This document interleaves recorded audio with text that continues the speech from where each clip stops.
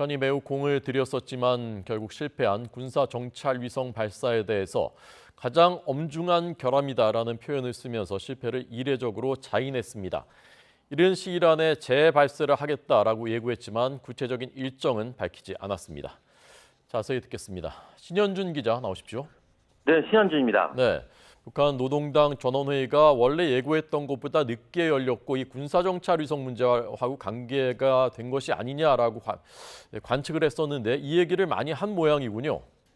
네, 그렇습니다. 북한이 김정은 국무위원장이 참석한 가운데 지난 16일부터 사흘간 노동당 중앙위원회 8차 전원회의를 열었다고 북한 조선중앙통신과 노동신문 등이 보도했습니다. 회의에서는 군사정찰 위성 발사 실패를 가장 엄중한 결함으로 꼽았고 이른 시일 내 성공적인 발사를 재차 다짐했습니다. 중앙위원회 정치국은 특히 걷잡을 수 없이 복잡하고 심각하게 변화하는 한반도 안전 환경이 북한으로 하여금 군사적 잠재력의 부단한 갱신과 자위력 강화를 향해 더 빠르게 질주할 것을 요구한다고 분석했습니다. 그러면서 국방력 강화를 위한 핵심 과제들을 선공적인 실체로 전환시킨 실천적인 행동들이라고 평가하고 한미를 불가 극복의 안보 위기에 직면하게 만들었다고 주장했습니다.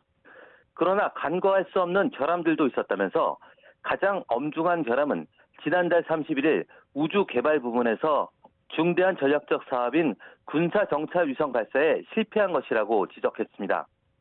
북한이 주민들이 보는 대내용 매체에서 위성 발사 실패를 인정한 것은 이번이 처음입니다. 북한 매체들은 또 위성 발사 준비 사업을 책임진 간부들에 대한 신랄한 비판이 있었다며 실패의 원인과 교훈을 철저히 분석하고 이른 시일 안에 군사 정찰 위성을 성공적으로 발사하라고 지시했다고 전했습니다. 이를 통해 인민군대의 정찰 정보 능력을 제고하고 우주 개발 분야에서 더 큰 비약적 발전을 이룩하기 위한 지름길을 마련하는 전투적 과업이 제시됐다고 덧붙였습니다. 다만 구체적인 발사 시점을 공개하지는 않았습니다. 이번 전원회의는 지난 2월 말 7차 회의에 이어 석 달 만에 열렸는데요.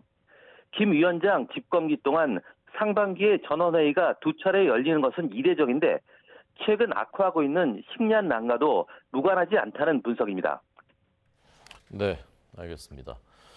또 한 가지 주목되는 소식, 대남 도발 업무를 주로 맡았었다가 좌천된 것으로 알려졌던 김영철 정치국으로 복귀를 했다고요? 네, 천안함 폭침의 주범이자 북한에서 대남 노동당 비서와 통일 전선부장을 맡아서 남북과 북미 정상회담을 이끌었던 김영철이 이번 회의에서 당 정치국으로 복귀했습니다. 조선중앙통신 등은 노동당 제8기 제8차 전원회의 소식을 전하면서 김영철 동지를 당 중앙위원회 정치국 후보위원으로 보선했다고 전했습니다.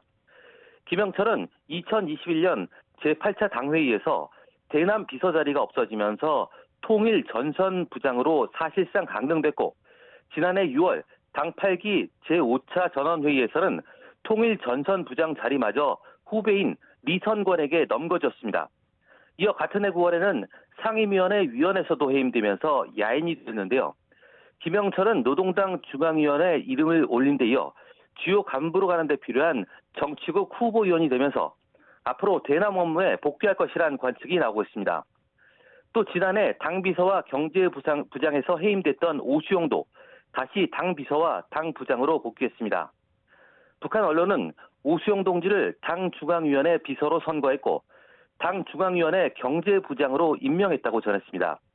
따라서 2014년부터 당 비서와 경제부장을 이끌며 북한 경제를 이끌어온 오수영이 다시 경제사령탑으로 복귀해 식량난 해결과 첨단 산업 중심의 경제 발전을 이끄는 역할을 맡을 것으로 관측됩니다. 지금까지 통일외교안보부에서 YTN 신현주입니다.